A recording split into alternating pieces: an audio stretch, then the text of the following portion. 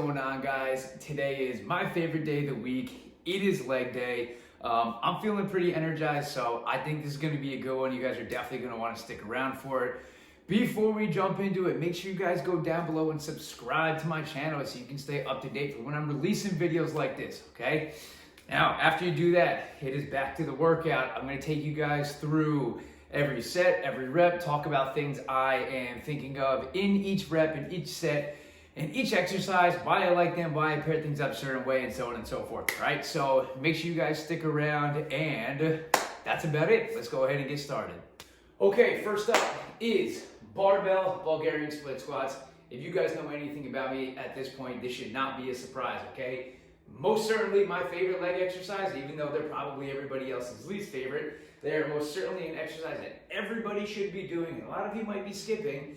And I personally do think they're the best leg exercise. I will make another video later as to why I think that. That is besides the point, right? You can do your split squats with a bar, with an open trap bar, dumbbells, kettlebells, whatever you want. You don't have to use barbell in this scenario. I just haven't done barbell split squats in a while, and I kind of want to. I'm feeling energized, like I said earlier before. Kind of want to see how heavy I can get. We are doing 5 sets of 5 repetitions. The way I usually do exercises like this, or most of my exercises, is I will do my first 3 sets as kind of a ramp up, warming up and building up from there. And then those last 2 sets, I'm gonna kind of get after it. Like I said, feeling good. So I wanna see what I got with this one today. It's been a little while. Last thing before we get started, if you are still falling off balance doing Bulgarian split squats with dumbbells or something like that, holding at your side, please do not try them with a barbell.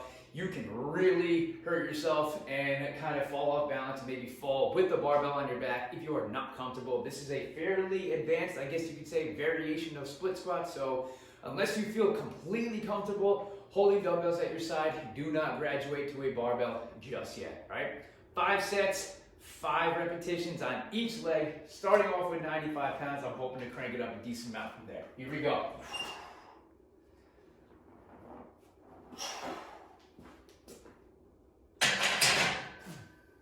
All right, 1 down, that felt pretty good.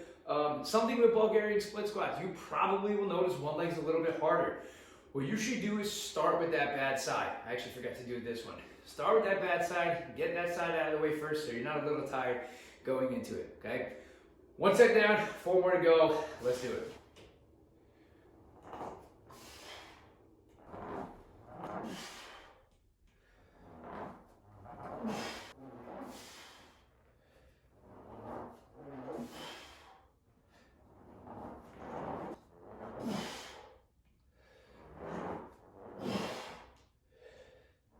So like I said, I was feeling pretty good today. Decided to throw in a 6th set and not really count that one at 95. 235, 5 each leg. I've definitely never done this before, so this will be a pretty solid PR if I can do it. Let's see it.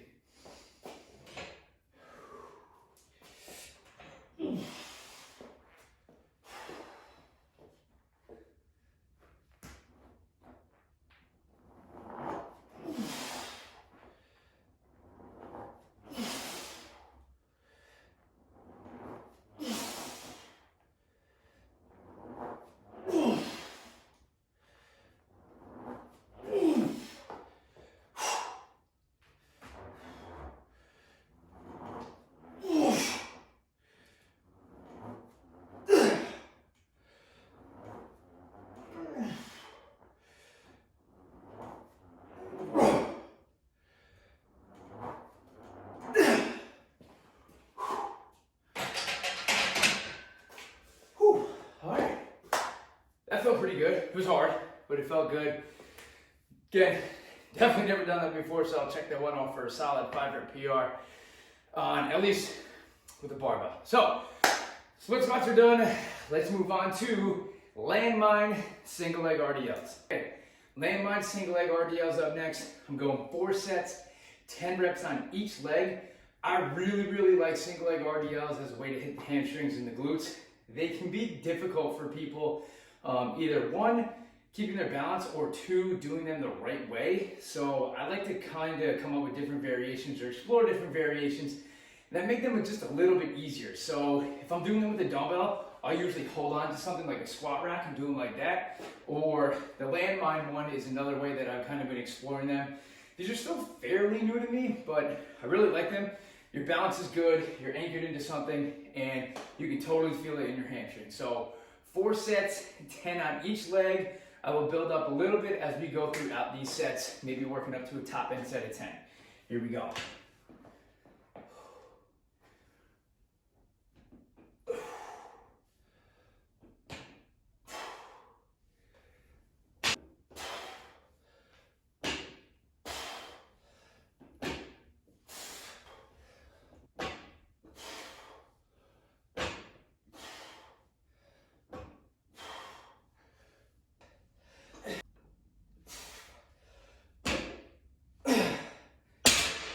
Whew. All right, 4 sets, 10 reps each leg, all done with that. Guys, these are a pretty good way for you to do RDLs if you find yourself falling off balance, trying to hold a dumbbell, a kettlebell, or anything like that. So if that is you, give these a shot. I'll bet you they help out a lot. Last thing too, the weights you see running across your screen at the bottom as I go through each set are it's just the added weight onto the bar. There's no real way to calculate how much a bar weighs, at least in my opinion, when it's a landmine setup. So when you see 45 pounds, there's 45 pounds added onto the bar, 55 and so on. So keep that in mind. 4 sets, 10 reps each leg. Those are done. We're now heading back to the squat rack for some back squats. All right, guys, like I said, moving on to back squats next. We're doing just 4 sets of 5 repetitions here. So you might be asking yourself, and this is actually a question I get a decent amount, why are my back squats at the end of my workout or towards the end of my workout? Why don't I do them first? So the reason I don't back squat at the beginning of my workout is I have stupid guy syndrome, or at least that's what I call it. Really, really heavy back squats. One, I don't really care that much about them anymore, but like I said in previous videos, you guys may know, I kind of have a little bit of a back issue. Squats are usually okay with it, but when I go really heavy and I can't focus on my form intently, then it starts to act up on me a little bit. So, like I said before, I have stupid guy syndrome. Why don't I just do them first and lower the weight? Well, because there might be days where I'm feeling pretty good and say, you know what, screw it, I'm gonna throw some more weight on.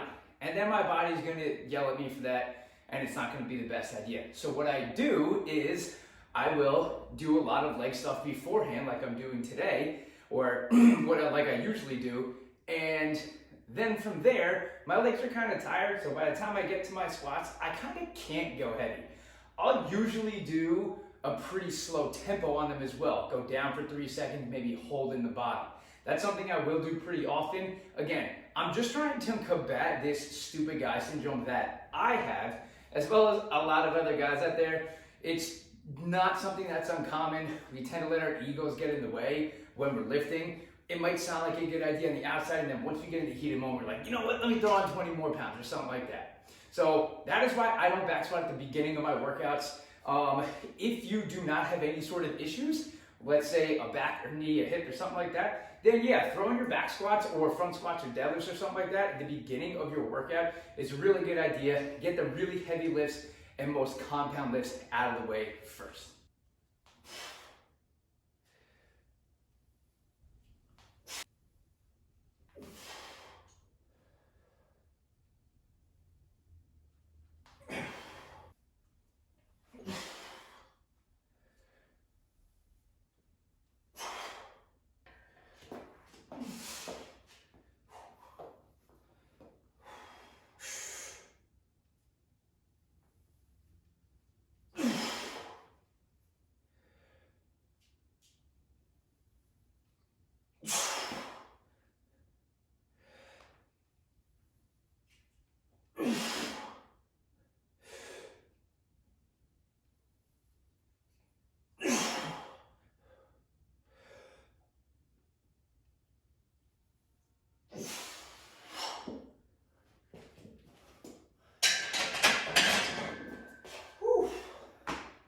Felt a little heavier than I wanted to.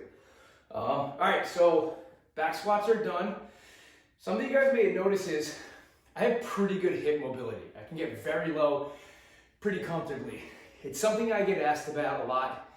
How do I get so low, or how does somebody build up to getting so low in a squat and working on hip mobility? I spent years as an Olympic weightlifter doing nothing but squatting all the time. That is what did it for me. I didn't spend hours stretching, hours foam rolling, or anything like that. Those things do have their benefits, but they are not permanent solutions.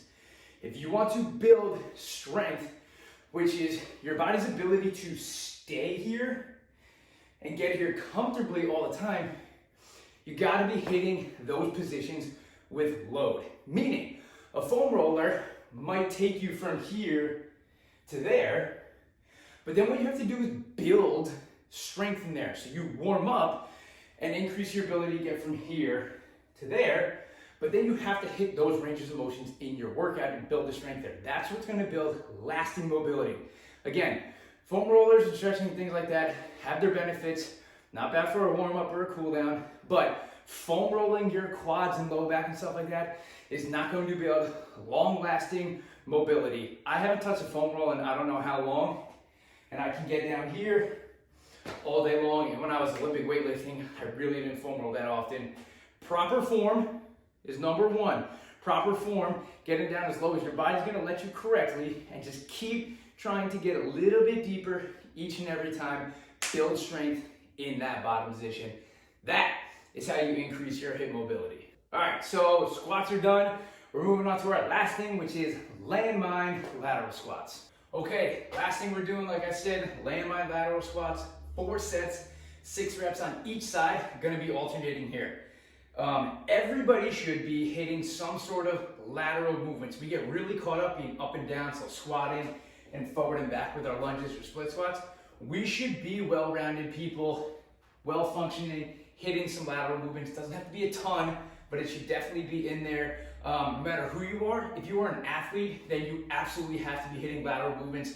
Most of sports happen laterally and on one leg. So an exercise like this is going to be super beneficial. You can do this holding a kettlebell or dumbbell right here. I like the landmine because one, quite frankly, I had it out already from the single leg RDLs, and it's just a really easy way. There's with landmines, you're just kind of planted in that one spot. So a lot of exercises could become just a little simpler, which allows you to kind of just put a little bit more weight on. So 4 sets, 6 reps each side.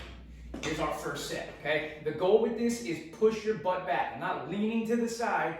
You are still pushing your butt back like you would a squat, meaning I'm here, all right? Not here, all right? 6 on each side.